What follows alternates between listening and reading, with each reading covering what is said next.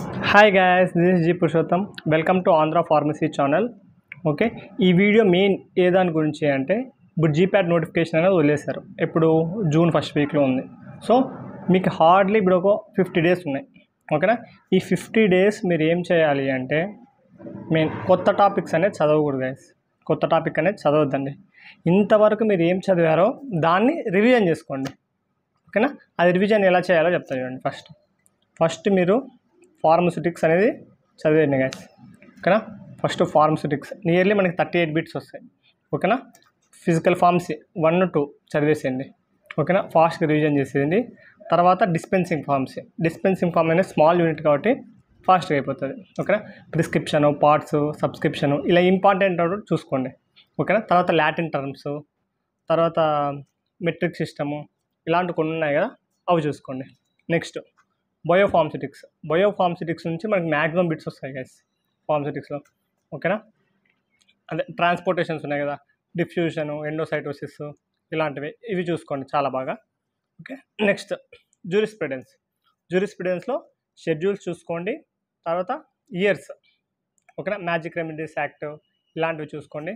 తర్వాత ఫార్మ్స్ చాలా important.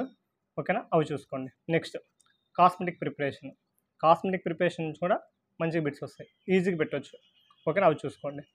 Next మైక్రోబయాలజీలో మన బ్యాక్టీరియా, స్టెయినింగ్ టెక్నిక్స్, ఓకేనా, ఇవన్నీ మ్యాక్సిమం చూసేసుకోండి. ఓకేనా, మీరు ఎంత ఫాస్ట్గా రివిజన్ చేస్తే అంత బెస్ట్ అనమాట. ఓకేనా, ఈ ఫార్మస్యూటిక్స్ ఒక 3-4 డేస్ రోజుకి ఒక 5 hours స్పెండ్ చేస్తే రివిజన్ అనేది అయిపోతుంది. ఓకే, అంటే మీరు చదవడం కాదు, రివిజన్ గురించి చెప్తున్నా. ఓకేనా, ఒక రోజు ఒక 5 hours స్పెండ్ చేయండి, మార్నింగ్ నుంచి ఈవినింగ్ లోపు. ఫార్మస్యూటిక్స్ అనేది ఒక 3-4 డేస్లో అయిపోతుంది. ఓకేనా, ఫిజికల్ ఫార్మసీ 1, 2, తర్వాత ఫార్మస్యూటికల్ టెక్నాలజీ అంటే ట్యాబ్లెట్స్, క్యాప్సూల్స్, సస్పెన్షన్స్, ఎమల్షన్స్, ఇది ఓవరాల్గా చూసుకోవాలి. ఓకేనా, next dispensing pharmacy, biopharmaceutics, jurisprudence, cosmetics, microbiology. ఓకేనా, 3-4 డేస్ కూర్చుంటే అయిపోతుంది, రివిజన్ ఫాస్ట్ చేసుకోండి. నెక్స్ట్ ఫార్మకాలజీకి వచ్చేసరికి మీరు ఫస్ట్ క్లాసిఫికేషన్స్ బాగా నేర్చుకోండి. ఓకేనా, క్లాసిఫికేషన్స్ అన్ని బాగా నేర్చుకుంటే నెక్స్ట్ దాని సైడ్ ఎఫెక్ట్స్, మెకానిజమ్స్, యూజెస్ ఇలాంటి దాని మీద ఫోకస్ చేయండి. ఓకేనా, సిస్టమ్స్ అన్నీ నేర్చుకోవాలి మీరు. Atomic nervous system, endocrine, central nervous system, chemotherapy ఇలాంటి డ్రగ్స్ అన్నీ చూసుకోండి. డ్రగ్స్ ఒక స్పెసిఫిక్గా ఉంటాయి. ఫర్ ఎగ్జాంపుల్ క్లోరాఫెనికల్ వల్ల సైడ్ ఎఫెక్ట్ ఏంటి అని. ఓకేనా, గ్రే బేబీ సిండ్రోమ్ ఇలాంటి స్పెసిఫిక్గా నేర్చుకోండి. ఓకేనా, అవి మ్యాక్సిమం అడుగుతారు. నెక్స్ట్ మీ ఫార్మకాలజీ చదివేది అయిపోయాక మెడిసినల్ కెమిస్ట్రీ చదవండి. ఓకేనా, ఎందుకంటే క్లాసిఫికేషన్స్ కొంచెం కవర్ అయిపోతాయి, మెకానిజమ్స్, యూజెస్ కొంచెం కవర్ అయిపోతాయి. సో ఫార్మకాలజీలో చదివిన తర్వాత మెడిసినల్ కెమిస్ట్రీలో మీరు స్ట్రక్చర్స్ చూసుకోండి. అంటే స్ట్రక్చర్స్ అంటే మీరు ఓవరాల్ స్ట్రక్చర్ ఏమని ఏం చెప్పరు వాళ్ళు. ఓకేనా, దాని మెయిన్ హెట్రోసైక్లిక్ ఏముంది. ఓకేనా, ఫర్ ఎగ్జాంపుల్ పైలోకార్పిన్ ఉంది, పైలోకార్పిన్లో ఏం రింగ్ ఉంది అని అడుగుతారు హెట్రోసైక్లిక్లో. ఇమిడిజోల్ రింగ్ ఉంటుంది. సో అలాంటివి నేర్చుకోండి. ఓకేనా, ఒక డ్రగ్లో మెయిన్ హెట్రోసైక్లిక్ రింగ్ ఏముంది అలా అడిగే ఛాన్స్ ఉంటుంది. ఓకే, నెక్స్ట్ ఇప్పుడు ఫార్మస్యూటిక్స్ రివిజన్ చేయండి. తర్వాత కాలేజీ, తర్వాత కెమిస్ట్రీలో మెడిసినల్ కెమిస్ట్రీ చూసుకోండి కాలేజీ తర్వాత. Next inorganic chemistry, analytical chemistry, biochemistry ఈ 3 చదువుకోండి గైస్. ఓకేనా, అనాలిసిస్లో టైట్రేషన్స్ చూసుకోండి, స్పెక్ట్రోస్కోపీ, క్రోమటోగ్రఫీ ప్రిన్సిపల్స్. ఓకేనా, ఇప్పుడు క్రోమటోగ్రఫీలో అయితే ప్రిన్సిపల్ ఏంటి, ఓకేనా, మొబైల్ ఫేసెస్ గురించి ఇలాంటివి చూసుకోండి సింపుల్గా, ఫార్ములాస్ అలా.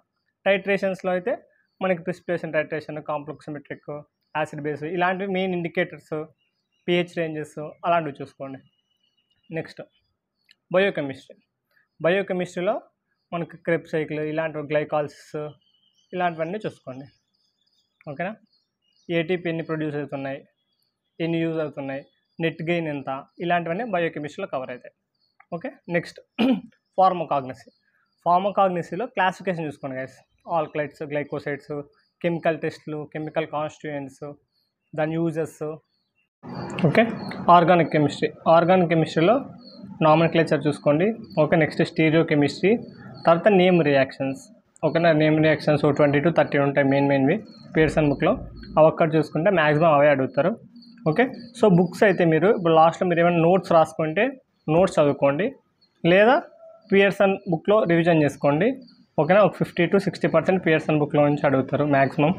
ఓకే, నెక్స్ట్ నోట్సెస్ క్లాసిఫికేషన్స్కి త్రీ పార్టీ బుక్లో ఉంటాయి క్లాసిఫికేషన్స్ కాలేజీకి, అవి చూసుకోండి. డేస్లో మీరు ఒక 35 days ఓన్లీ ఇప్పుడు చెప్పిన సబ్జెక్ట్స్ అన్నీ రివిజన్ చేసుకున్నారు అనుకోండి, లాస్ట్ 15 days ఎలా క్వశ్చన్స్ ప్రాక్టీస్ చేయాలంటే అలా చేయాలి. ఓకేనా? Last 15 days only questions practice చేయాలి. ఓకేనా? అది మీరు చేయాల్సింది. సో ఇప్పుడు ఈ 50 daysలో 35 days మీరు ఓవరాల్గా సిలబస్ రివిజన్ చేసుకున్నా కానీ లాస్ట్ 15 days క్వశ్చన్ పేపర్స్ అంటే ప్రీవియస్ క్వశ్చన్ పేపర్స్ అలాంటివి చేయండి, యూజ్ అవుతుంది. ఓకేనా? So all the best for GPAT who are writing 2024. Okay, thank you so much.